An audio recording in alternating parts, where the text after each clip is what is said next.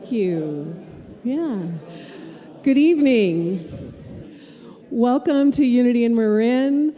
And we have such a special Wednesday night planned for you tonight. We've not ever had anything like this. And we're just so grateful. This has been in the works, in the making for quite some time. And so it's Unity in Marin and Marin Shakespeare presenting Damian Brown and Richard Reinholdt tonight.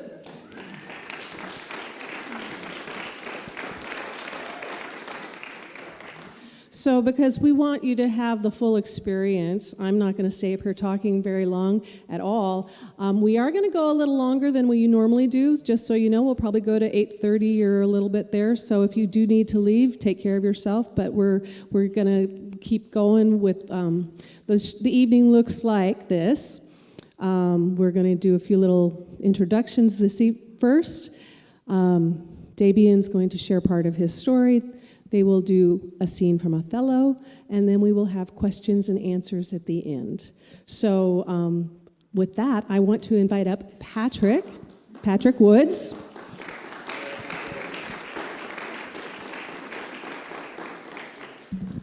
Hello, everyone. Thank you so much for coming. As Lisa said, this has been in the works literally for months.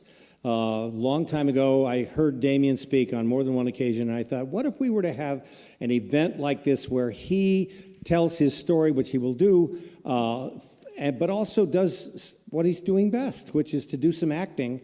And I happen to have a friend named Richard Reinholdt who's here tonight, and Richard is a professional actor. He's done lots and lots of Shakespeare in his life, and I thought, gee, why don't we try to put the two of them together? To do a scene, which they will do for you. And this is going to be very exciting. I know you're going to have a lot of questions at the end. And want to make sure that you also know that Richard is one of the founders of the Shotgun Players in Berkeley. So if you know about that, Richard has performed with them many times. So with that, this program is for the Marin Shakespeare Company.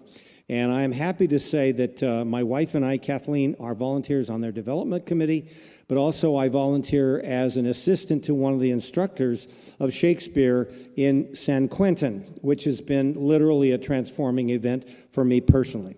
And so without further ado... Oh, thank you, Lisa. I'm involved with San Quentin because of this lady, because of Lisa. Some time ago, she was involved with the Oakland Interfaith Gospel Choir, started thinking about the head of the choir, whose name is Mark DeSaulnier, and she had a dream about Mark DeSaulnier, had never met him. And then I got, it's okay. But through that, she got hold of me and said, we're looking for a conductor for a combined choir with the Protestants and the Catholic group in San Quentin, the chapels. Would you be willing to do that? And they've never done a program together before, and so would you try to do that? And I said, well, sure, because I do a lot of singing. That's Richard and I know each other socially that way too. And so I went in and worked with the group for about a year and a half. We had 2 programs, a lot of fun, and then it's kind of just migrated towards Marin Shakespeare. Is that fair enough? Is that enough? I think that's okay, but Lisa's the one, and I thank her for that because it's transformative for me. So with that, I'd like to introduce to you the woman who's put together an incredible social justice program in addition to everything else they do at Marin Shakespeare, and that's Leslie Currier.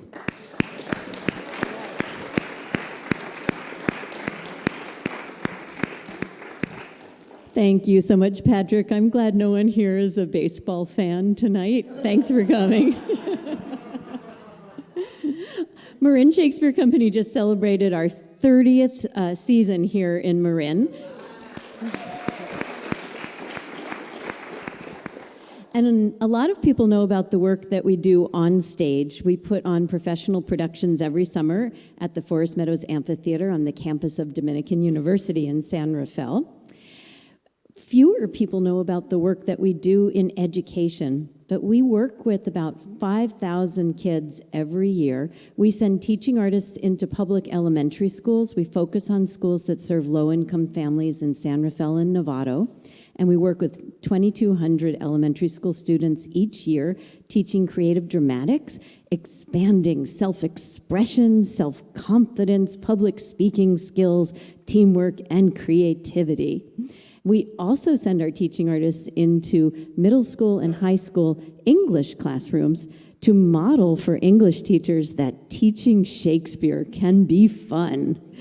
We get kids up on their feet with Shakespeare in their bodies and their mouths, and we show English teachers that when you approach Shakespeare from an actor's perspective, that you can actually engage students in a great and wonderful way.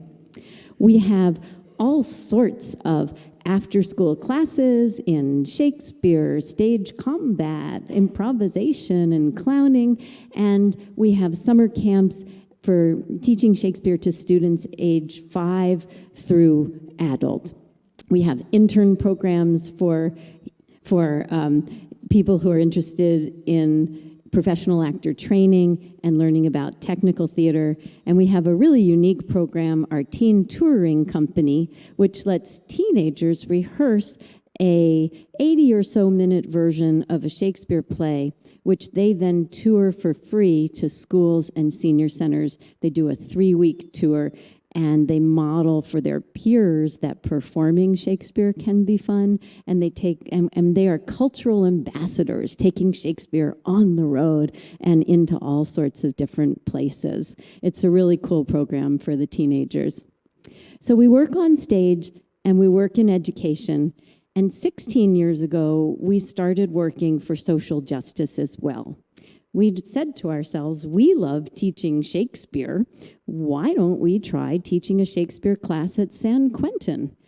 So we went to San Quentin. We figured out who to talk to. We figured out how to get cleared and get into the prison. And they found a room for us. And we showed up. It's our first day. 3 guys came to class.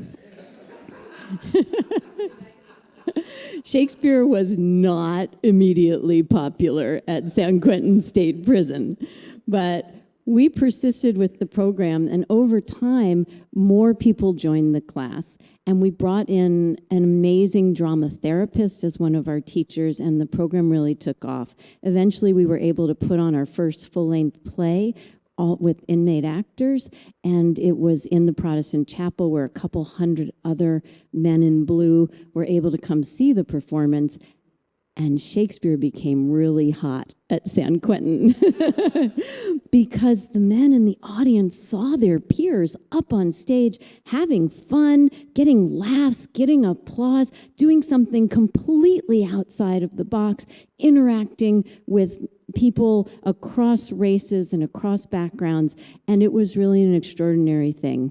We had to add a second Shakespeare class at San Quentin because so many men wanted to participate, and now we have 4 different programs at San Quentin.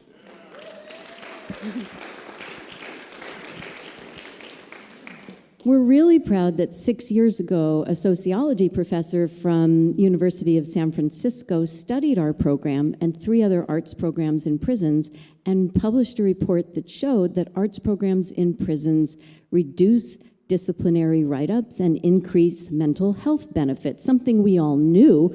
But when a professor with a PhD published this study, it got some traction. So armed with that data, the California Lawyers for the Arts, the California Arts Council, and some other folks went to Sacramento and lobbied for the state to start funding arts programs in prisons. And the state put $2 million in the budget 5 years ago for arts and corrections, and we got one of the first 7 grants.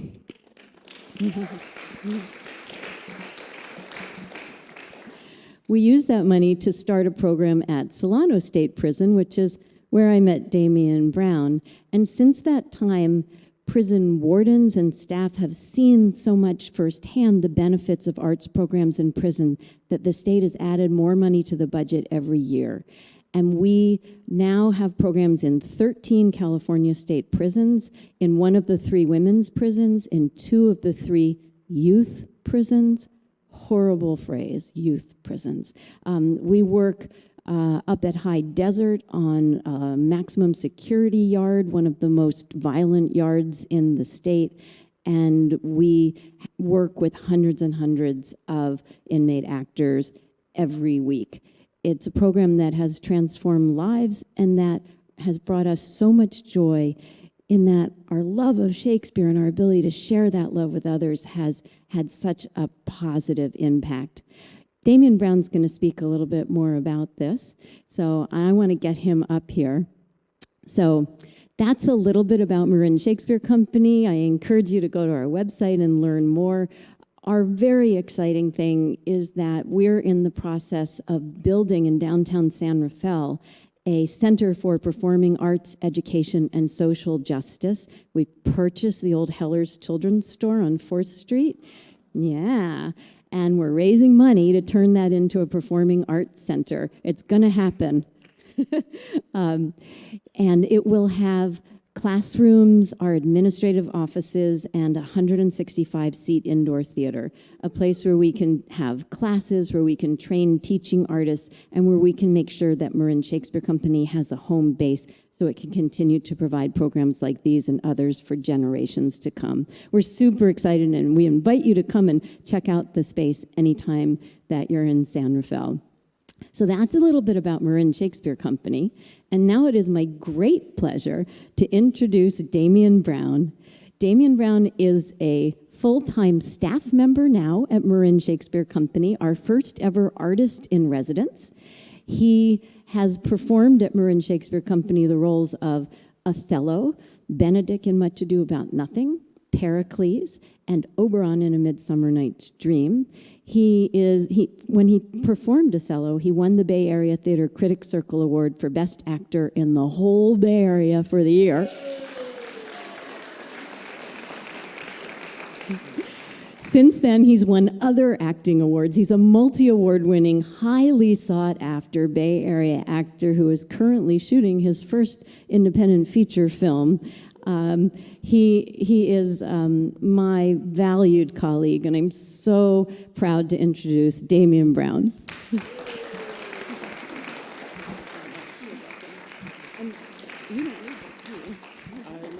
I don't think I'm on, right? Am I on? I'm on.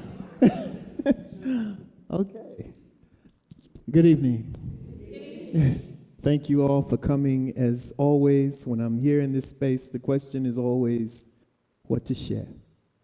So much in the span of 23 years and plus the 4 that I've been home. So the redemptive power of the arts. I'll start at what I see as the beginning of that. Entering San Quentin with a life sentence. When I was on West Block, which is the reception center, I was standing in a puddle. It had been raining, and there were mud puddles everywhere. And part of the guards... Okay, would you guys prefer me use? Can you just shut me? Thank you. So part of the ritual that the guards utilize to initiate new arrivals is to have us stand outside for long periods of time while they read us the rules and the things to expect. Well, upon my arrival, I had all of my effects from the county jail, and I had my bedding that they gave us, which was blankets, sheets, clothing. And I was standing over a mud puddle, and I started to lose grip on my bedding. And there was this large guard standing next to me. He was probably about 6'7", and I expected him, being from Tennessee, and having that etiquette, I expected him for some reason to brace the pillowcase while I got a better grip on it. And of course, he did not do that, but he did go out of his way to let me know that he saw exactly what my problem was. He looked down, and he looked at me, and looked ahead. And it was just then that my bedding fell into the puddle of mud. So, of course, having an attitude, I quickly picked it up, readjusted my grip and stood there, and he said to me, he said, "Son, this is your first lesson in prison. You carry your own weight and you clean up your own dirt." So that was my administrative lesson. About 20 minutes later, I found myself entering Carson section. And Carson section, for those of you who have seen it, 5 tiers stacked closely of lots of misery. We call it the Castle of 1,000 Dungeons. And the picture that came to my mind was, I don't know how many of you remember the high school or junior high picture of the diagram of a slave ship, the inner bowels of it. It looks like that. Well, it certainly brought that to mind to me, seeing the arms that were grabbing the bars, black and brown for the most part. So at that point in time was when I really asked myself, what did I get myself into? So upon entering my cell, there was a young man who was in the back of the cell doing something on the floor. When I walked in, the guard shut the door. He stopped doing what he was doing when the guard opened it. When he shut it, he said, "Where are you from?" I said, "I'm from Tennessee." He said, "No, where are you from in California?" I said, "I came in from San Jose." His next question was, "Do you have a knife?" Like, "No, I just got off the bus. No, I don't have a knife." He said, "Put your bags down. Let me show you how to make one." So those were my first 2 lessons on entering prison. Then I found how it operates. There are these envelopes that are slid under your door, and these envelopes are recruiting tools for the various gangs. I mean, we're in California, so in California, it is the gang capital of America. So rich recruiting grounds in prison, especially for young men such as I was, and young men who were long away from home, like I was. I did not have what they called homeboys. I'm from Jackson, Tennessee. So I had no one that I knew, common stories of junior high school, elementary. I had none of that. So these envelopes would come under the door, and I already knew that there were constitutions to various gangs inside of these envelopes. And the trick was that if you read the envelope, then you were committed to the gang whose constitution you read. So I simply slid them out every day. But one day I went out to the yard, that is the exercise area, small concrete enclosure, and there was a fight that broke out. There were no knives, there were no weapons of any kind, and the guards shot. And I couldn't help but think that even at that time, I'd never remember a police officer being able to walk up to a fist fight in society and shoot someone. But that right was given to guards inside. And so as I was sprawled out on that concrete, thinking about what was going to happen to me, I decided that I knew I wouldn't get out of a life sentence alive in there. I felt that I wouldn't. So, right or wrong, when I went back to my cell, I said, I don't have what it takes to take my own life, but I have everything it takes to give someone else the opportunity. So I collected the next morning all of the envelopes, and I read each and every one of them. So when they came by, as they do, come by and ask, "Did you get the envelope?" I said, "Yes." They said, "Did you read it?" "Yes." So, "Be on the yard when it opens. You're in." So, yes, ma'am. Okay. Thank you so much. Thank you so much. So I said, "Well, which gang am I in exactly?" Because I read them all. And that did not go over well with them. So that was the catalyst that I felt I needed to start me on the path of getting me out of that life sentence, one way or another. And it began. They started to send people at me. Now, I was not willing to just allow them to do anything to me. It had to be earned. There were rules to this. And I found myself spending an enormous amount of time in the hole. So I kept trying. Once I was out of the hole, after 9 months, I was on the main line, maybe 20 minutes, and I was back in the hole again. So this was something that I was chasing. And after a while, even the gang members decided that I was a bit too expensive, stubborn, and there were easier targets. So they left me alone. Well, I couldn't provoke them, and guards had other targets at the time. So I started to try and do certain things to spend my time in a way not to think about the things that had befallen me. So I found myself going to AA and NA, which were the only two things that were available to me at the time. Now, mind you, I was setting myself up there for a certain failure because I had never drank. I had never done drugs. I was an athlete all my life. So those things did not have, I couldn't identify the gifts of those forums at the time. And it didn't help that I was witnessing other men passing drugs, passing weapons, passing notes that led to the same. And I just didn't want to be there. So I created an African History Culture Development class that I used as an umbrella for other young men who were coming inside that were being funneled into the gangs because they were afraid. They felt that it was the necessary rite of passage. Those who were afraid and who didn't want to, they could come under the umbrella of my African History Culture Development class, and I had already earned a certain amount of autonomy, and I had already commanded a certain respect from the bullies.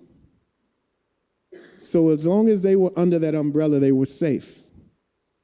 But as it goes, whichever umbrella you choose inside, you're safe as long as you're under it, but they have watchmen to watch and see if you ever step from beneath it. And then you're fair game. So after many years of that, I started looking at myself. I was very upset that I had entered the system for things that I did not do. And me understanding that I was there for some things that I did not do blinded me from looking at the things that I did do. So after I got past that barrier and started looking at the things that truly were my work on myself, my mind opened up in a way that it had not opened before. And at that point, I started to really embrace the autonomy that I had. And that was not popular inside. Guards have a system. And they do not like their system disrupted. Everyone must fit inside of a particular box of their design. And I did not. And being that I did not, I became a target for staff. So at that point, I was past the point of physical altercation with authority because I understood that would just bury me deeper in prison. So I started to learn the Title 15 and how to file grievances for wrongs that had been perpetrated against me. But no matter how right, ethical, or moral my claims were, I lost over and over and over again. And there was an elder gentleman that said to me, and I never forgot this, He said, why are you banging your head against this wall? He said, don't you know you're just going to the devil to ask him to ask the demons to stop tormenting you? And that made sense to me, but I didn't know of another answer that I was willing to resort to. And he said, you have to speak outside of them. They have people to answer to as well. You have to get out of the Title 15. That's their book. So with the spare monies that I had, I ordered Personal Career Development Institute paralegal course.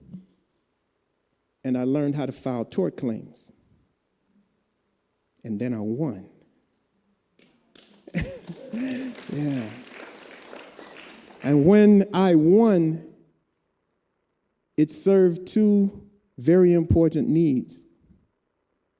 It felt good to me, and it made me believe that even they had to answer to someone.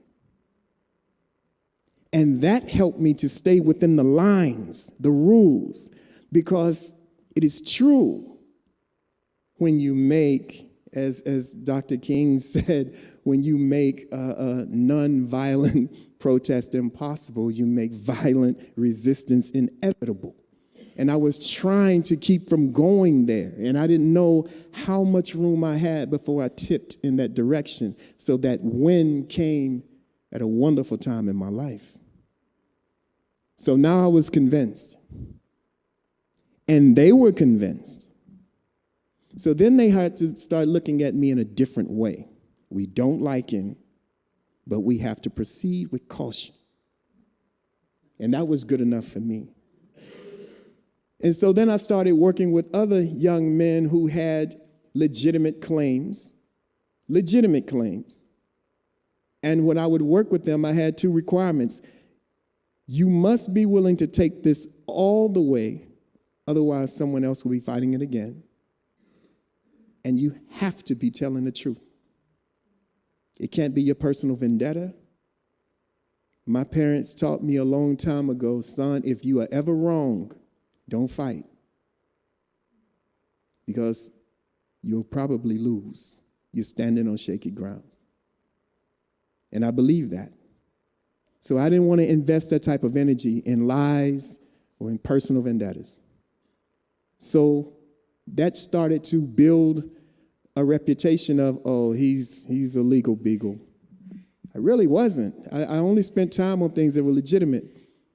But as time progressed, I found myself with this newfound appreciation from inmates, a certain healthy respect or fear from staff, but just enough to allow me to live within the rules without being badgered.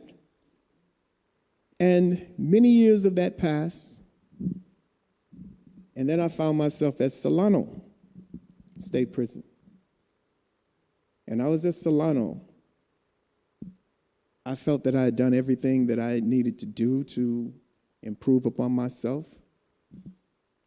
I had in my mind that whenever I came home, and I started to believe that me coming home was quite a possibility, although I was afraid to embrace it, because in 2004 I was granted parole, and then it was taken in 95 days. And the lesson that taught me is it only hurt because I believed it. So they can't take it from me if I don't accept it. So that's where I was at in Solano. And in 2012, my mother gave me my next valuable piece that I would need to move on to a higher level of the person that she intended for me to be. And I usually share this earlier, but I'll share what I mean by that. My mother told me when I received that life sentence, Damien, come home, the son I raised. And those were my marching orders when I started doing that time. Because just for my mother to say that, I heard what was not said. And that was, I was not the son she had raised. And that was a great fear for me. So that desire to get to being the son that she raised helped to keep me focused and clear. So being at Solano, I found myself going to the water fountain one day, and I saw a flyer. That's where they put all the important information because they know you got to get water. And Marin Shakespeare Company had a flyer there for acting classes, Shakespeare. I had a bad taste in my mouth for Shakespeare. I did, because when I was in the 8th grade in Jackson, Tennessee, I had actually won the role of Othello, but I was in Jackson, Tennessee. And when just being honest, most of the parents didn't know Shakespeare from anybody else, and they didn't know the story of Othello, so they would sign the thing, sure, you can be in the play. And there was a Shakespearean in it somewhere that heard about Othello, and this young black boy is going to be doing what with this young white girl? And so the production just disappeared without words. It just, literally disappeared. It became one thing that was going in full swing to the next day when you showed up in class. Don't speak on it. Don't ask me that. We can't talk about that. And that's how it died. So that was the last I heard of Shakespeare. So seeing this list by the water fountain, I looked at it and no one had signed it. And that was not a surprise. And the way things tend to go in prison, I told you it's a gang culture. So there are a lot of followers in prison. And if reputable names aren't on lists, many people won't sign it. So after a couple of days of seeing it empty, I knew my name was reputable to them, so I signed the list with no intention of attending. No intention. So after I signed it, a couple of days later, it was filled out. People started filling it out, and I knew that would happen. That's how it goes. And then we received passes to attend the class. Well, when we received those passes, I had no intent. I think I probably threw my pass away. And a friend of mine came up and was like, hey, they're calling for the class. Are you going? I was like, no, I'm not going. And so he's one of those guys that he sticks to you, and he's persistent. And he's like, well, just walk with me down there. So I was like, okay, that was the only way I was getting him away from my area. So I told him, okay, I'll walk you down, but I'm not going in. So I walked with him to the building. And as it goes in prison, if you miss the time of your pass, the doors are locked, and now you are, in effect, out of bounds. And being out of bounds, you are subject to disciplinary action, write-ups. Now, I had been clean for over a decade, no write-up of any kind, and I was about to go to the board in 6 months. And that write-up would have said to the board, definitely, you are not ready for society. You cannot follow the rules. Therefore, it would have been at least a 3-year denial, if not a 5 or a 7 or a 10 or a 15. That's how it goes. So when we were standing there out of bounds, the door locked because we missed the unlock, the worst guard in the institution to catch me out of bounds came out of the central office. And when I looked over and I saw him, that feeling, it's like, wow, I made that choice. And my friend saw it, and he knew what that meant. He knew I was going to the board. There was all but a denial automatic right there. And he said, I'm sorry, man. I'm sorry. And I said, you don't have to apologize for that. I chose to come. It lands where it lands. Don't worry about it. And when he got halfway to us and he had glee in his eyes, I'm telling you, he was really coming with alacrity. You know? Right at that point, Leslie unlocked the door. Yes.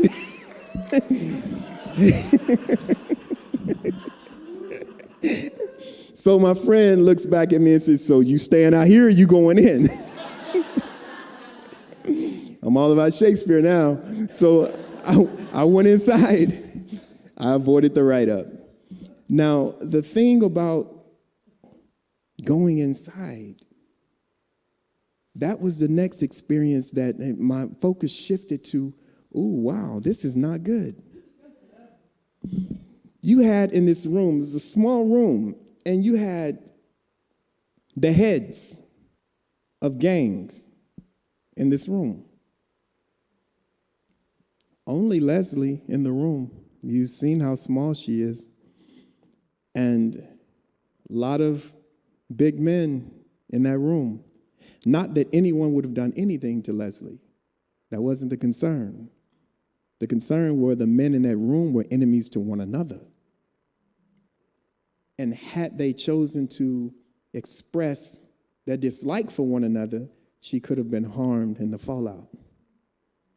So I was worried, and I knew it wasn't going to go well. And then it felt like Leslie was adding insult to injury with those exercises she was coming up with. Because you have in prisons, as you may imagine, male role belief system on steroids. It is expected in everything. It is fostered deliberately. And it is as essential to put on as is your garments in the morning. It saves some people. It buries some people. But you can't leave it in the cell. So in that room, it was very active. Literally men who had not smiled in years. So there was this heavy weighted mask and pain that men wore. So when Leslie started her exercises, and there's this cool pose, you always have that cool pose, there's things that we do and things we don't do. And doing those little silly exercises is in the don't do. But Leslie had an exercise of loosening the actor up, making bird sounds. Right. Right. Now imagine that room that I'm telling you about. Tattoos everywhere, hard looks, guys who've done bad things. Said, make a bird sound. So, of course, they looked at Leslie like she had lost her mind. And then they started looking at each other. Like, now, who's going to be crazy enough to do that? Who's going to let us walk out of here and speak on what happened in here? And I was feeling great because I had just beat a write-up. Right? So I felt good. So I made some bird sound. And in that moment, everybody started to laugh at me. I could take that. I can handle people laughing at me. But there are things that happen when you have a genuine moment of laughter. Your soul is exposed through the light of your eyes. And as all those men who were enemies were looking around the room laughing, they would lock eyes with people that they claimed to hate. And they felt that. And you could tell when they felt it because they immediately broke off the laugh. But the chink in the armor was already there. Now, the laughter was genuine. The laughter was a long time coming. It felt good. And then there were other exercises. And more people would loosen up a little bit. And when it was time to go, I heard a couple people say, I'm not going back in there. They're crazy in there. But that was, I felt something I haven't allowed myself to feel in ages. But after the monotony of prison life, in 6 days of dealing with the rigmarole of prison, that seventh day, it's tempting not to go back to the place that gave you something you hadn't had in a long time. And so they made their way back. And so Leslie was getting this investment out of them. And everybody started. And one thing that I found was so beautiful about what you do and how you do it, no one is wrong. All of us were horrible actors. But we were never told that. You know, it was the yes and. You know, that's one choice. You know, I know some actors in here that's heard that before. That's one choice. And so you have this thing whereby you have a lot of men who are really holding this male role belief system because it's essential to protect the child that they couldn't protect many years ago. You know? So when you have someone nurturing you, supporting you, showing you this new thing gently and slowly and walking you through it and not judging you, when you come from a background of you're never going to be anything, you just like your dad, who do you think you are? You can't do this. That is a beautiful contrast, and it's scary. You proceed because it feels good, but you're cautious because things that feel good go away. So men started to trust Leslie. And Leslie being very clever at what she had done. I just thought that she was just ridiculous coming there, but I didn't know she had many years of this at San Quentin already. Then she started asking more of them. Now, of course, all the Crips are with the Crips. All the Bloods are with the Bloods, of course. The North A's are with the North A's, Serranos with the Serranos. And now Leslie said, okay, now switch partners. Woo, that was the next level. Right? You know, guys are like, okay, I'm cool to do this with my buddy, but I don't know about that. But then there's some buy-in already, and it feels good. So then it's like, okay, there's this thing that happens, and it's probably in every profession and every walk of life. But inside, men who have been inside, you don't have to articulate everything. If the situation is there, you look at each other, it is a conversation that you understand, and there are no words. So when Leslie said switch partners and the men agreed to do it, there was this look from the Crip to the Blood. And that look may just look like a look to you, but that look is, hey, man, we gonna do this, but you know this ain't what we do, and you better not speak on it, and let's just do it quick and get it over with. That's what it was. And you have the same lingo from the other person's eyes. But they did it. And then there were more exercises that brought people together to do things. And I think the most important piece to that was the play that was chosen, which was the Scottish play, that had all of the elements for which the men in the room had found themselves in the position in which they were in. And so, men who had been taught from childhood, don't talk to Sykes. I know I was told that by my parents, and they were very educated. But I was from the South. And they had conversations that black parents feel they must have with their black children in the South. Don't go to Sykes. Don't get caught up in their institutions. You'll never get out of them. So when you have that, and when I say Sykes, I mean psychiatrists, doctors. Right, not just institutions such as welfare, anything like that. Most people from the South, that's the only part of the Republican thing we take. We believe if you're able, work. A man should work. A woman should work if she can.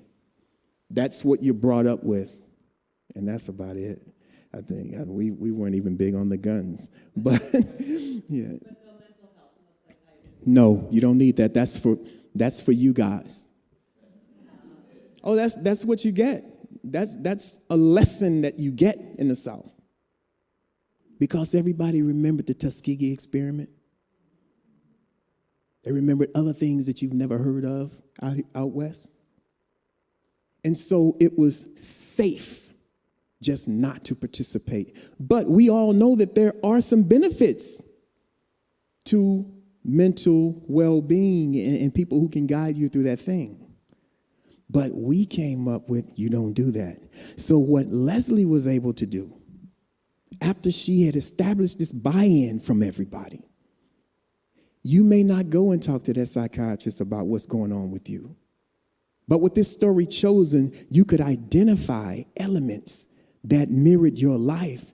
And she simply went around the room and asked, what part of this story reverberates in you? And for the first time ever, men started to reach inside of themselves and share something that they had been protecting and hiding for years. If it was the betrayal, if it was the peer pressure. Well, my girlfriend said that I needed to do something. But my uncle said this is how I was supposed to deal with it. And then they start hearing that, and then they start questioning that. Well, how can this serve your character then? How can you take that thing in your life and bring it to inform the character without making it too much of you, but sharing the space with that character? That's therapy. And men were getting that therapy and didn't even know it. It was very sneaky and very necessary. So, as we went through this, we reached another level at that point. There was buy-in. So then men started to do something. And when I tell you this, this is a capital offense amongst gang members. In a private room, what we do in here stays in here. Don't speak on it out there. If someone out there had known that, that can send you to the infirmary. But just the fact that these hard, seasoned men were willing to make that commitment in that room let you know how much they valued what was going on. So I wound up going to the board, and I was found suitable for parole, which doesn't mean that you're going to get out, because that had happened to me before. So I didn't know how to receive that. So I told Leslie, after I had asked Leslie for the smallest role in the play, because I knew I wasn't an actor, I said, I want the smallest role in the play. And Leslie gave me Macduff. So now I didn't realize what she was doing with all those exercises. So in my mind, I'm thinking, okay, well, I'm going to get the smallest role in the play, so I'm going to go all out on these exercises. But as I'm going all out on the exercises, I'm getting cast up. Right? I didn't put that math together. But so after I went to the board and was found suitable, I told Leslie that I probably wouldn't be there for the performance. And information travels very fast in prison. I'm serious. I mean, it is truly high-speed internet in there. We knew who shot Tupac in there. That's serious. We knew in a couple days. And they're still figuring it out on Netflix. They're serious. So information travels fast inside.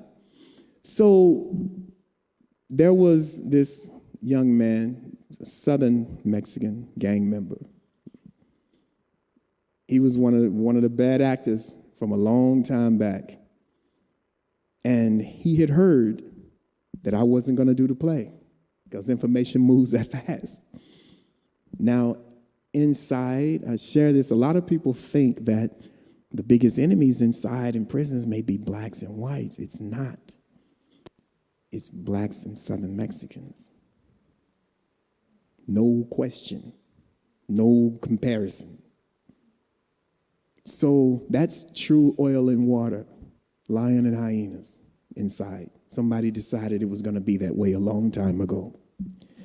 So this young man came to my building and sent someone to call me out. You don't do that. You don't do that because of the history of the relationships and how that can be perceived. When that happened, everybody's ears are standing up. What does he want? So the two young men that came in to share that with me, they were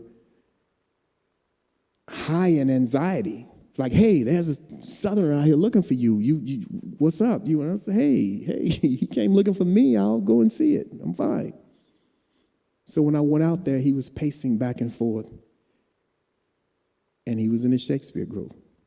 And when he saw me, he apologized immediately because he understands how heavy that was that he did. Not that it mattered to me, but how it looked to everyone else. And he said, I'm sorry. You know, I didn't mean any disrespect, but I had to ask you. I heard you're not doing the play.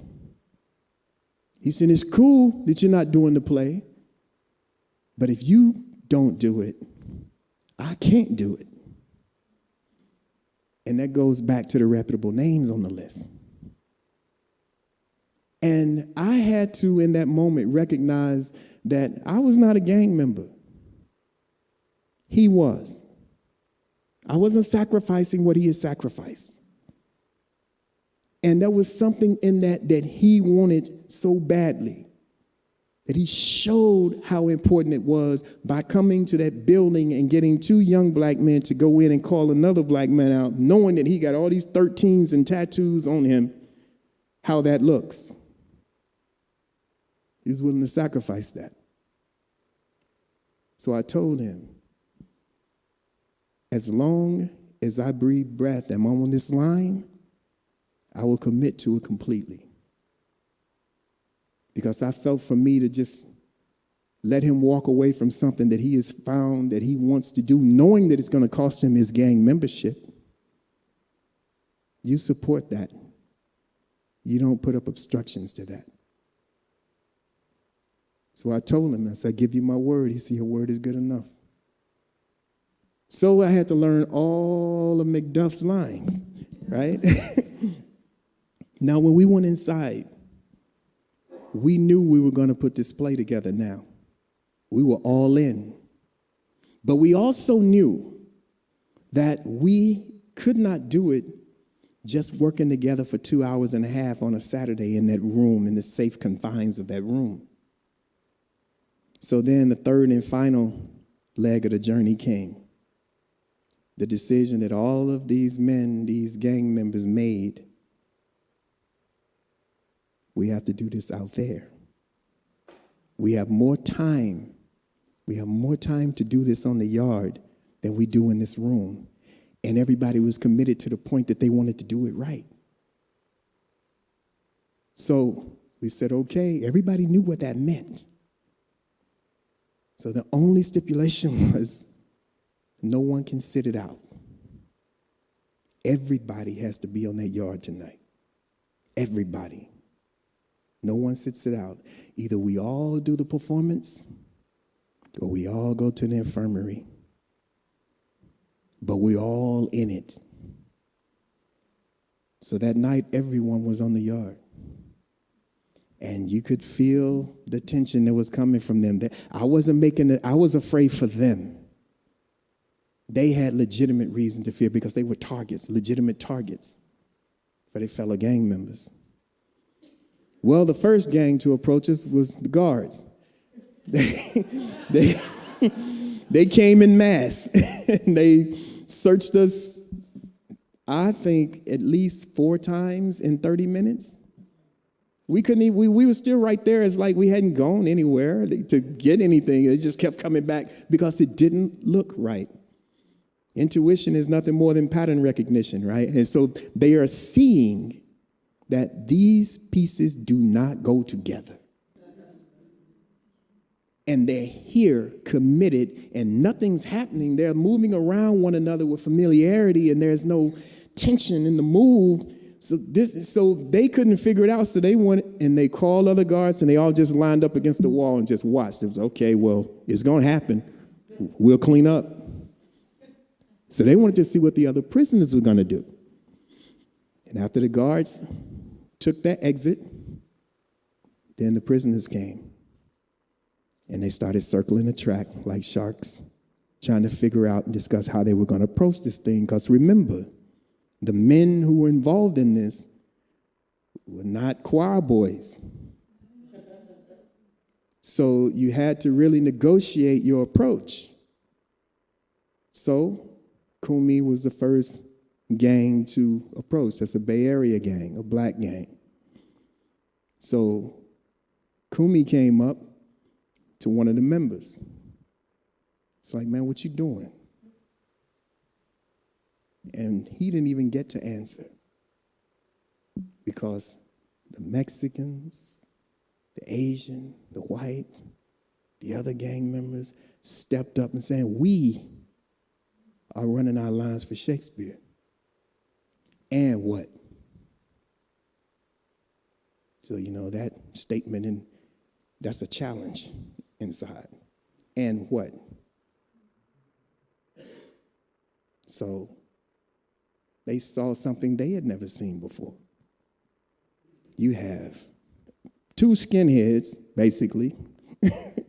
You have Sureños, Norteños, Asians, Crips, Bloods, and they're saying, we're doing this. You don't even know how to approach that. Like, never seen that. So all they could do is go back and report to the boss. Hey, they said they're doing it because you can't just start a war with another group of people. And so they let us alone. And we worked our play. We practiced it. No one was accosted any further. No one was harmed. And we went and we did that performance. And the man, after that performance was done, after we had taken the bow, the gentleman who sent the two lieutenants from Kumi to accost the member who was a lieutenant himself, he stood up. He had been in prison at the time about 38 years. He stood up after that performance and he was crying. And he said, this is one of the best days I've experienced in prison. How did y'all do that? Well, it helped if you hadn't been sending people at us, but, it touched him. It touched him. And then after that, because you have these leaders who have taken this step to do this, other people started wanting to do it. And it really started to suck on gang membership because people were dropping off.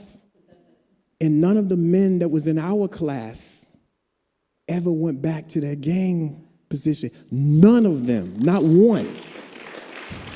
Absolutely. Absolutely. So I was paroled shortly thereafter. And a few months later, I came back inside and I addressed some of the men, most of the men I knew. Many are like brothers. I knew them well longer than I lived with my own siblings in Tennessee.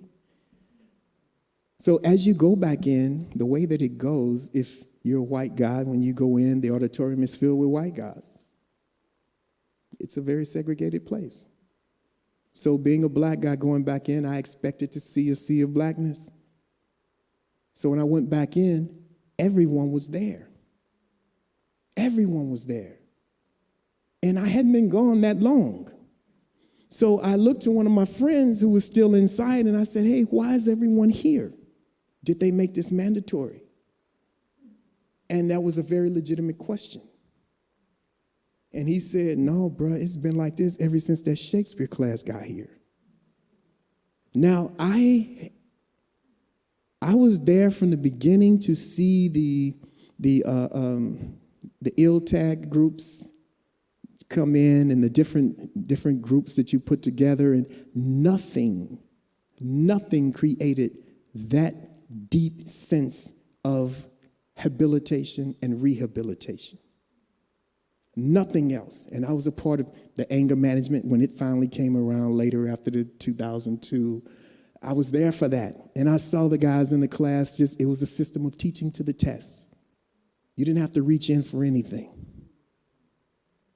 But this art form demanded you see yourself and see someone else and run through life situations on a simulation so many times that even if you haven't been in a situation, if you approach that situation, you have some working knowledge because you've considered these questions before. This is powerful stuff. And I've seen nothing. And it's so funny. They threw so much money at those other things and none of them achieved it. And you came in volunteering and you took instantly the heads of gangs and pulled them out of it for free. Absolutely.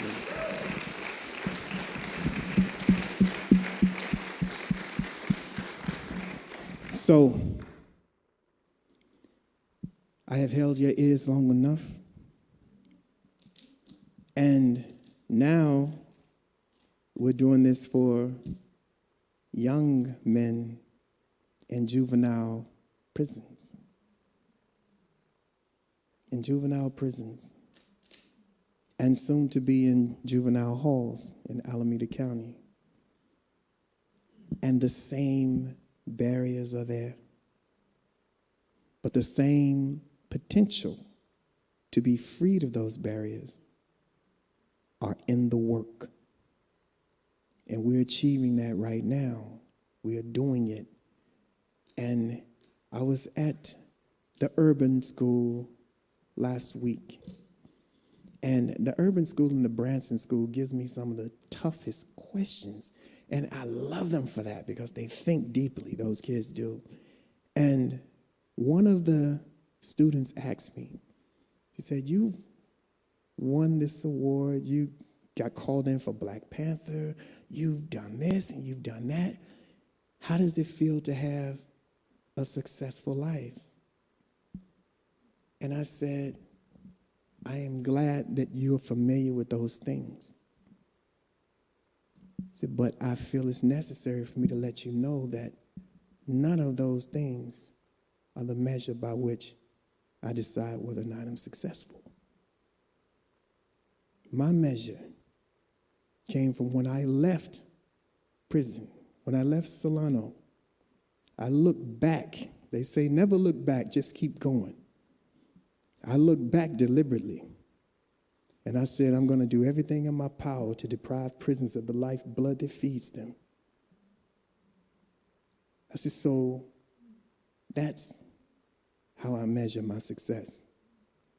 Am I still doing the work that can keep people from falling in the trap that's laid for them? All those other things are great, but they are not my measuring stick. So thank you for your time.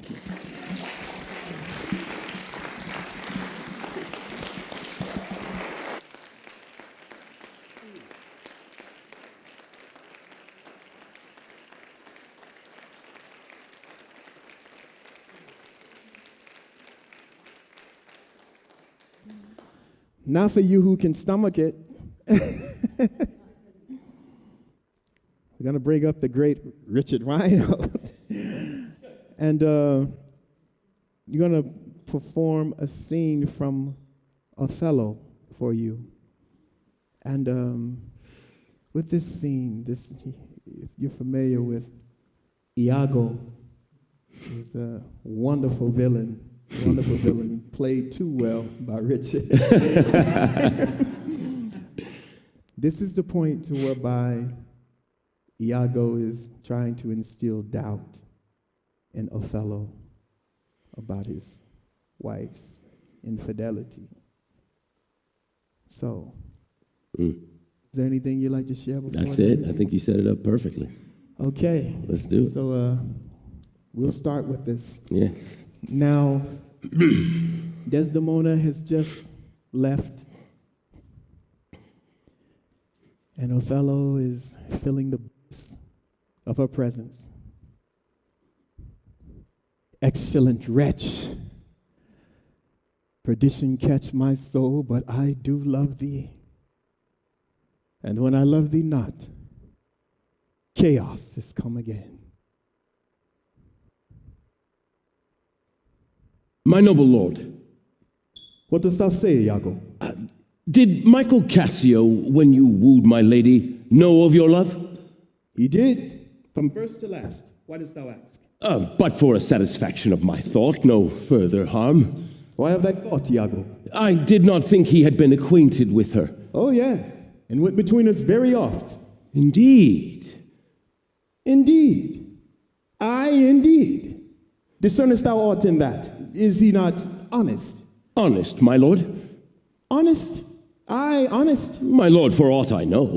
What dost thou think? Think, my lord. Think, my lord.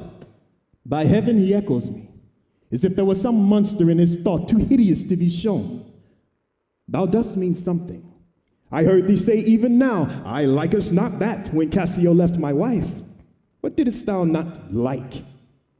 And when I told thee he was of my counsel in my whole course of wooing, thou criedest, indeed?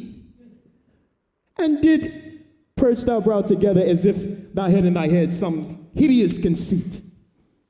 If thou dost love me, show me thy thought. My lord, you know I love you. I think thou dost. And I know thou art full of love and honesty, and weigh thy words before thou givest them breath. Therefore these stops of thine fright me the more. For Michael Cassio, I dare be sworn I think that he is honest. I think so too. Men should be what they seem, and those that be not would they seem none. Certain. Men should be what they seem. Why, then I think Cassio is an honest man. Nay, yet there's more in this. I prithee, speak to me as to thy thinkings, and give thy worst of thoughts, the worst of words. Oh, pardon, my lord, utter my thoughts. Why, say they are vile and false, as where's the castle whereinto vile things sometimes intrude not? Thou dost conspire against thy friend Iago. If thou but thinkest him wrong, then makest his ears stranger to thy thoughts. It were not for your quiet nor your good to let you know my thoughts. What dost thou mean? Good name in man or woman, dear my lord, is the immediate jewel of their soul. Who steals my purse steals nothing. 'Tis trash. Something, nothing was mine, 'tis his, and has been slave to thousand. But he that filches from me my good name robs me of that which not enriches him, but leaves me poor indeed. By heaven, I'll know thy thoughts. You cannot if my heart were in your hand, nor shall not while 'tis in my custody. Beware, my lord, of jealousy. It is the green-eyed monster that doth mock the meat it feeds on. That cuckold lives in bliss, who certain of his fate loves not his wronger, but what damned minutes tells he o'er, who dotes, yet doubts, suspects, yet strongly loves. Oh, misery. Rich, but poor is rich in rich, rich is poor and content. Is rich, and rich enough, but riches endless were as poor as winter. To him that ever fears he shall be poor. Oh, great heaven, the souls of all my tribe defend from jealousy. Why? Why is this? 'Tis not to make me jealous to say my wife is fair, feeds well, loves company, sings, plays, and dances well. Nor from mine own weak merits will I draw the smallest fear or doubt of her revolt. Well, For she had eyes and chose me. No, Iago, I'll see before I doubt. When I doubt, prove. And on the proof, there is no more but this. Away at once with love, jealousy. I am glad of it. I speak not yet of proof. Look to your wife, observe her well with Cassio. Wear your eye thus, neither jealous nor secure. I would not have your free and noble nature out of self-bounty be abused. Look to it. In Venice, They do let heaven see the pranks they dare not show their husbands. Their best conscience is not to leave 't undone, but to keep 't unknown. Dost thou say so? She did deceive her father, marrying you, and when she did seem to shake and feel your look, she loved them most. And so she did. Why? Go to, then. She that's so young could give out such a seeming. To seal her father's eyes up close as oak, he thought 'twas witchcraft. Why?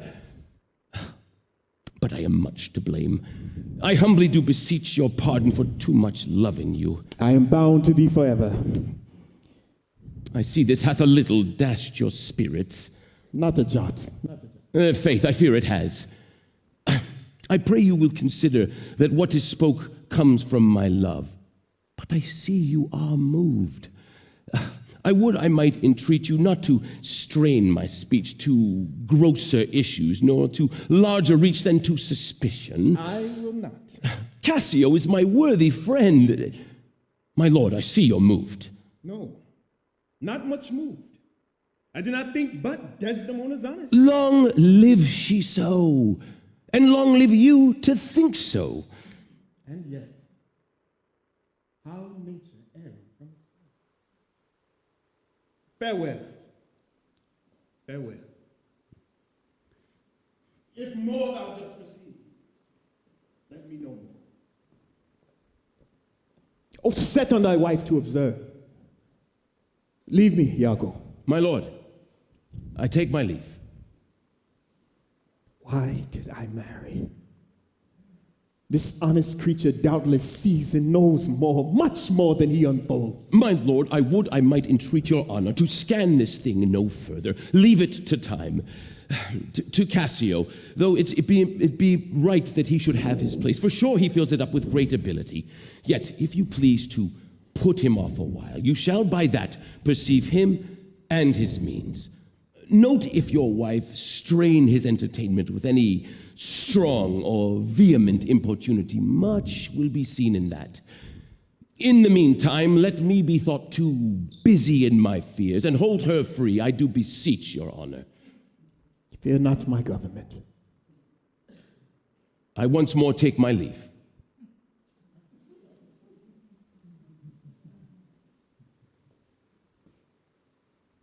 This fellow's of exceeding honesty and knows all qualities.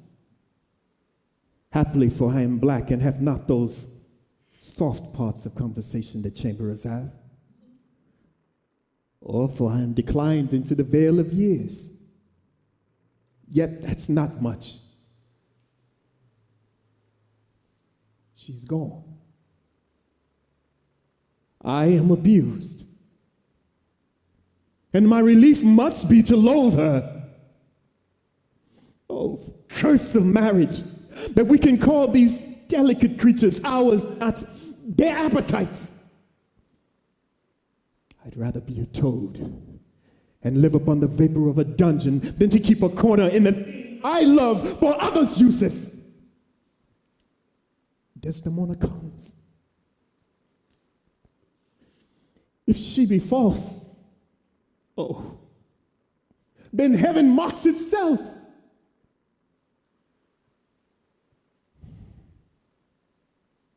I'll not believe it.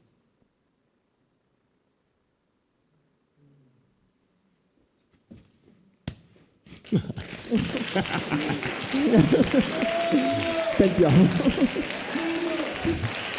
Thank you. You give him a little bow? Bow.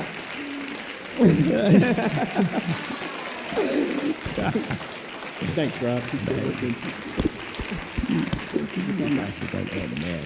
Fun. Well, and are there any questions of any kind? Is time, Yes, because we I'll take talked some- about time. I'll take some questions. And how about, can we do this? Yes. Can we do our love offering while questions are going on? Absolutely. Could we do that? So my folks that are able to do that, thank you, appreciate doing that. That way we kind of our timing has gone a little bit, but we're still like, So sorry. it's all good. No. So questions, and I have a microphone. So can you have the house light so I can see where the hands are? Would be awesome. And just state your name and your question. My name is Bonnie. I loved every moment. I guess something, maybe it's the ego that says, well, how did he get to prison? Where did he come from? I mean, literally, often you hear that story, and because it sounds like, from what I gather, that you should not have been there. But I'd like to know why, if that's okay. Yes. The charge, the mistake that I made, I admitted to San Jose Police Department that I switched my children. I'm from the South. That's what we did. So they said that was child abuse. The child had an accident. I lost all benefit of the doubt. And so they offered me 4 years if I took that charge. And I said, I did not do this. I did what I said I did. And they were like, oh, he's just so cavalier about it. But it was what I knew. I grew up being switched, and I switched, and I was in California, and it was a crime in California. So after I did not take the deal, because it's a crime. Yes. Oh, yeah.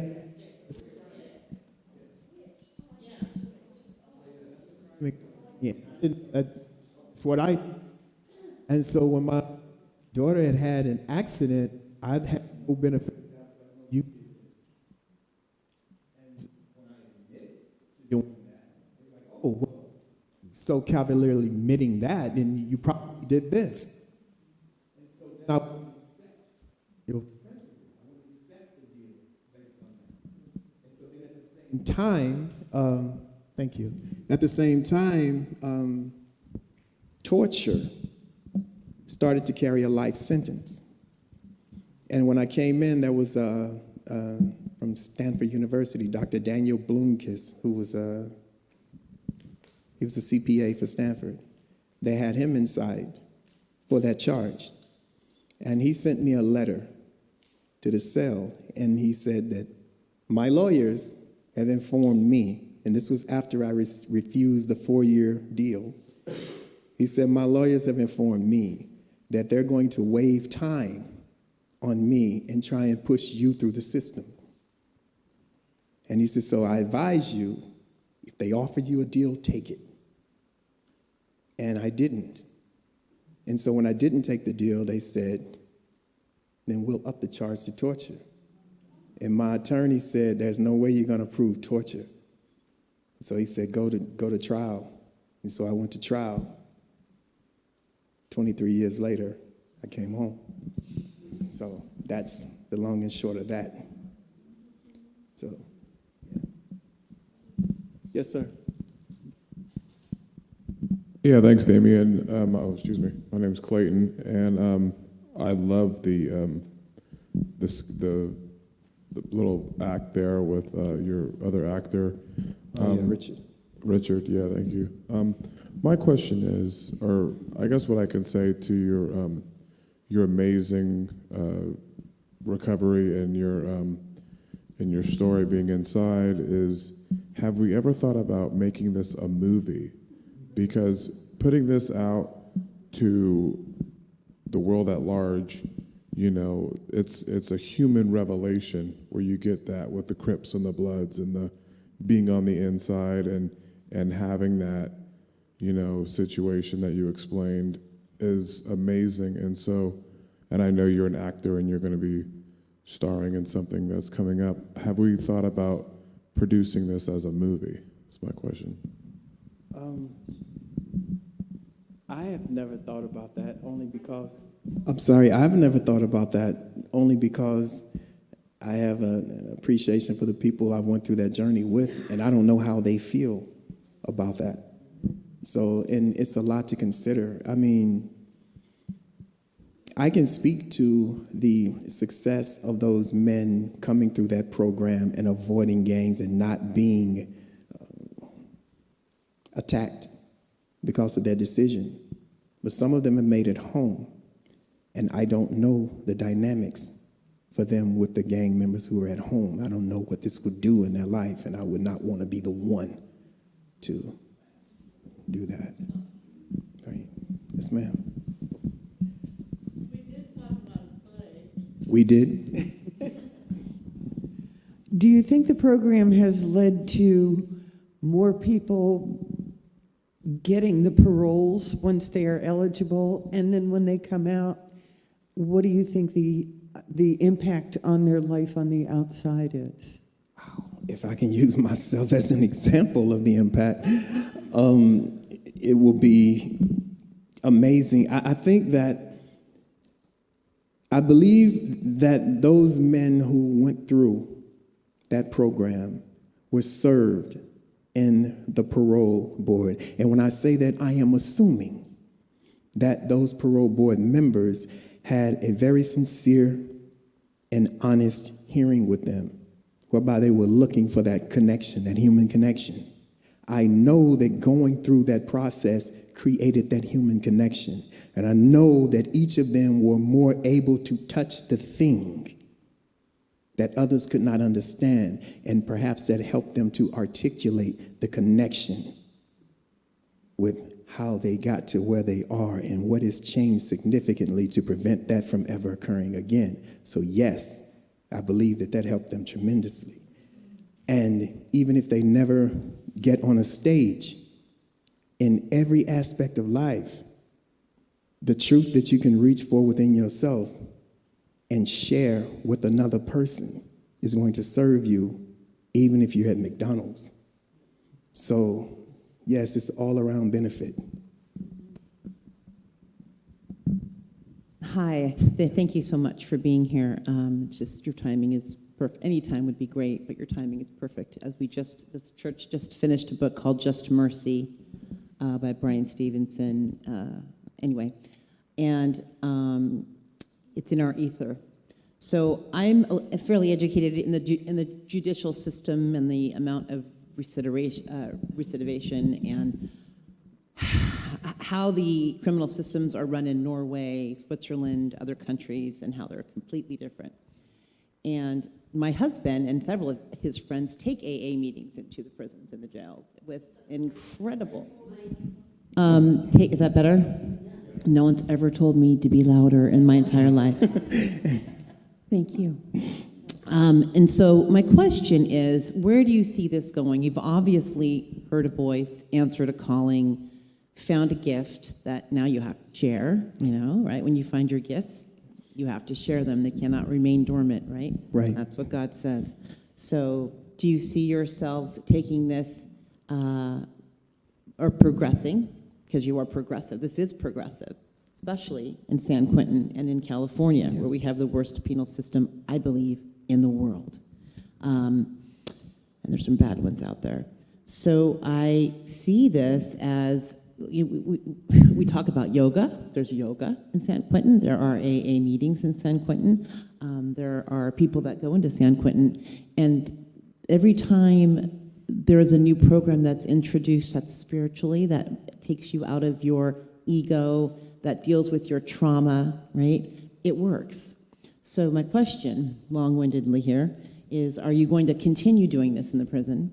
Do you see yourself expanding to other prisons, maybe finding a nonprofit or somebody to help you to grow this? Because this is a level of consciousness, as I see it, in this Unity Church. Like, you are doing what needs to be done for certainly the country, but right now California.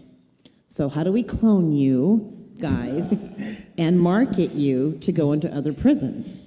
Because the Crips and the Bloods are all over, right? They are. So how are we going to unite them and get them from here to ego into the heart where we need them to be? Right. How are we going to do that? Well, fortunately, we have, I think you'll be great for answering that.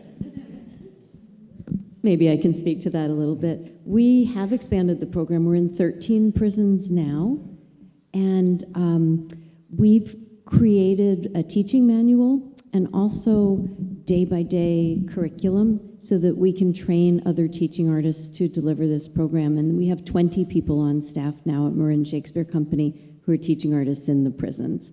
And we do trainings twice a year in San Rafael and also in other places where people come for a weekend and they can learn from us about our methodology. You want to do that? Okay. Great. We also take lots of people, just to speak to the different programs at San Quentin. San Quentin has by far more programs than any other prison in California. One of the young men who was at our program at Solano got transferred to San Quentin a couple months ago. He said, "This is the Ivy League of prisons." There's so many caring people in the Bay Area who do so much at San Quentin. There's far fewer people who will go to Susanville, Tracy, Stockton, Amador County, Folsom, remote prisons in the Central Valley to do programming on a regular basis. And so we need to get programs like this into more prisons. And Pelican Bay, right? Fortunately, since these arts programs have been so impactful and the budget for arts programs keeps going up, the California Arts Council has, their goal is to get arts programs not just into every prison, but on every yard in every prison. And then I hope that their goal after that would be to get different kinds of arts programs onto every yard in every prison. We have a program at Folsom Women's Facility, and we don't have programs at the 2 women's prisons in Southern California, but there are arts programs there provided by other organizations. There's all kinds of things in prisons. There's music, there's creative writing, storytelling, there's drumming, there's some dance programs, lots of different, there's a lot of painting, drawing. At San Quentin, you can do printmaking even though you have to use knives for that. So there's a lot of different programs. Before you ask another question, I want to say Leslie and Marin Shakespeare, they have been the pioneer of all the prisons. The work that she's done and the groundwork you have laid has made it for other people to be able to go in and do the work that they do. And for that, it's really amazing, and really appreciate you so much. Yeah. Okay. Thank you. Do you feel that Shakespeare provides or has the alchemy to provide the key to this transformation that is occurring? Shakespeare? Well, I'm a Shakespeare nut. But I really do. I think there's some great things about Shakespeare. For one thing, Shakespeare's meant to be performed in a big space. And Shakespeare requires big emotions. People fall in love at first sight. People decide to commit murders. People do these big, dramatic things. And it's contemporary theater, more realistic, naturalistic theater, can be smaller. It can be more about the intimate psychology. It can be more cinematic. But in Shakespeare, you got to stand there on the heath and curse the gods for what they've wrought upon you, right? And so it demands, it calls for these big emotions. And I think that really helps people get out of their shells and engage their full spirit and soul.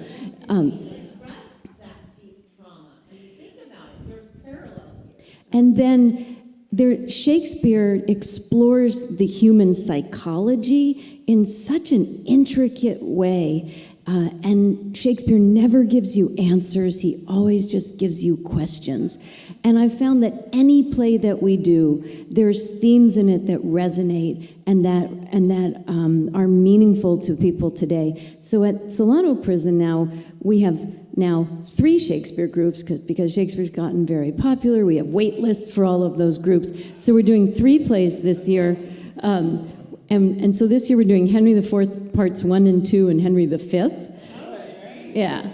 You know, and we start talking about those plays, and I say, okay, so there's this kid, and when he's a kid, his dad's accused of a crime that he didn't commit, and the trial's rigged, and the dad gets sent away, even though he didn't commit the crime, and he's exiled. And so the son's growing up without a dad under the shame of his father being sent away, so what does he do? He hangs out in the bars. And he meets this guy named Falstaff, who's a great drinker, storyteller, a wit. Yeah, you know, he'll rob anybody or cheat anybody, but he's so funny when he does it that everyone loves him anyhow.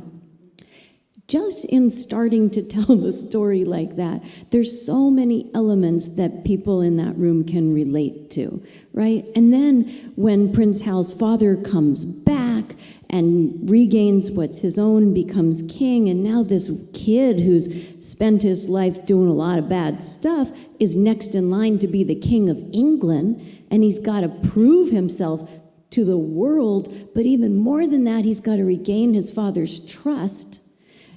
There's so much in that.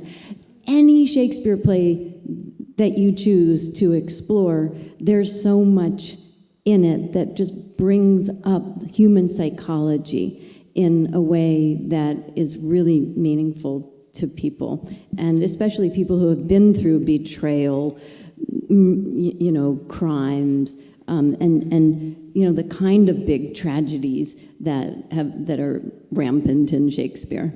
And then there's another piece of this too, where she teaches Shakespeare for 6 months.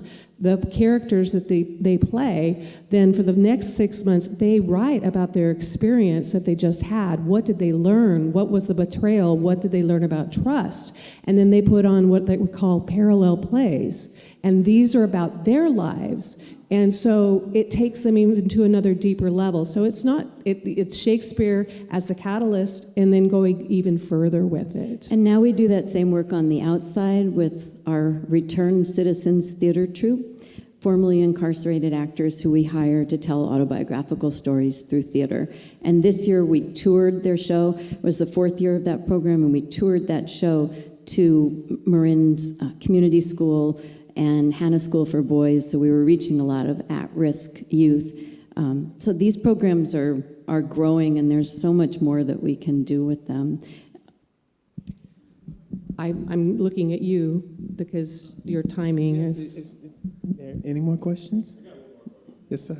No, somebody else over here had one, Clayton. But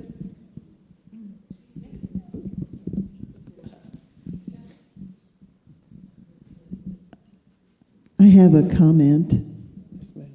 When I shook your hand, I was impressed with the softness of your hand, and what you have been through has so touched me. I can't even imagine, and I want to thank you for the gift of your life, that you maybe came for this. You chose to come for this, and you did embody for me in this piece, this warrior frustration, coming back to that doubt about your wife.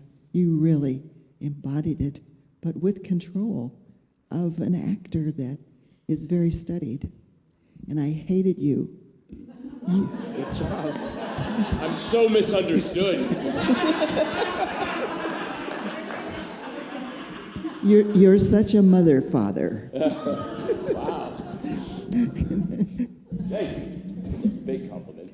You worked well together, and we appreciate your coming. It's a pleasure. Thank you. Yeah.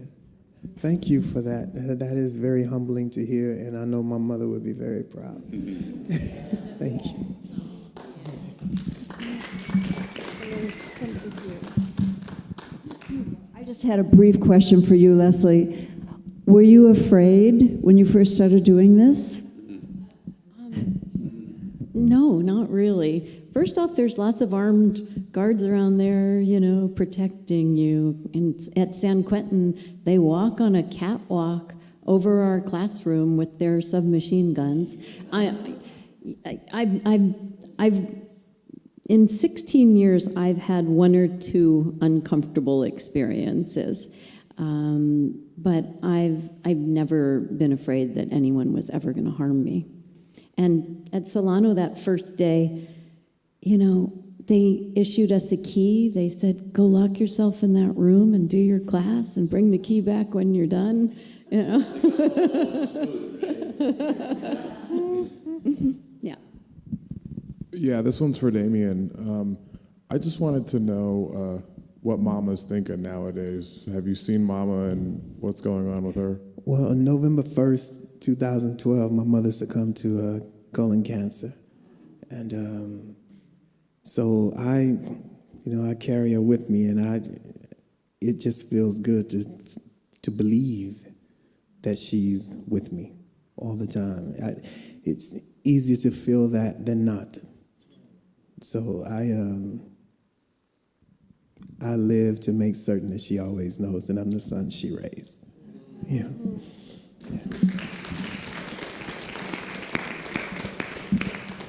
And thank you, Damien. And Richard, can you tell us something that you're doing with Shotgun that you told me before, some things that you're doing that really kind of parallel what we're doing here? Well, sure, real quick. So Shotgun Players, we took a production of Henry V, one of our own productions from Shotgun Players in Berkeley, into San Quentin, just on a one-off. You can have that back. I guess my thing is still on. So that was one of the parallel things. But in addition to that work at Shotgun Players, and we're going to do another production of Henry V this year, as the 25th anniversary of that production back in the 90s.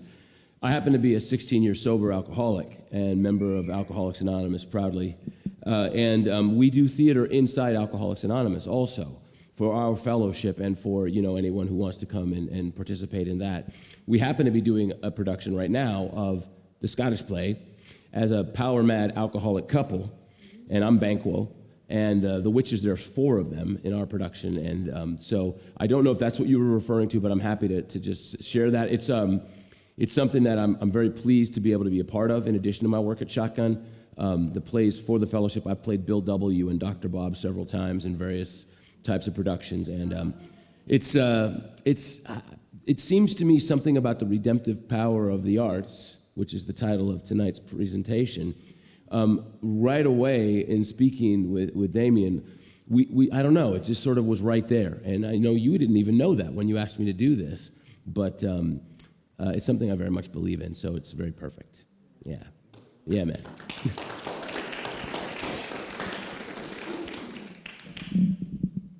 Any last burning question? What an awesome night! Yeah.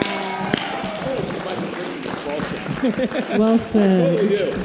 Totally do. Thank you all.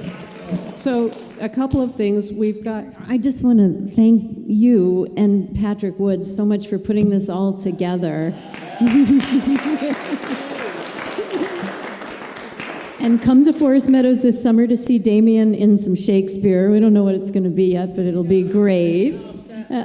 And if you go to the Marin Shakespeare website and sign up for our email list, you'll get our emails, and then you'll get our announcements when you can sign up to come to San Quentin, or if you're willing to drive to Vacaville or Tracy or Stockton, the other prisons, to see performances. It's quite an extraordinary experience to come into the prison and see these amazing human beings performing this incredible work in a way that's very personal to them. So I hope you can all come in someday with us. Absolutely. And no, it's totally fine. There's information in the back about Shakespeare, and there's also more information about Unity and what we're doing in upcoming weeks. Be sure. Wednesday nights, as you know, we're doing a variety of things. Make this part of your spiritual practice. Be here, because you never know what you're going to get. And look at tonight. This was just such a heart-opening evening, and we just say thank you so much. Let's give them some more love, you guys. One more question. Is this on? Oh, yes. I just have to ask, can I hear you make that bird call that you had to make your first class?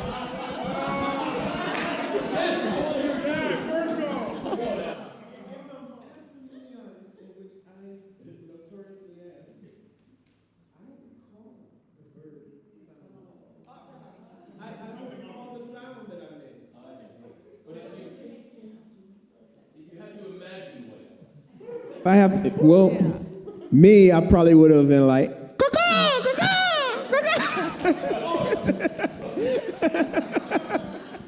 Thank you. Gangs are ended in California state prisons.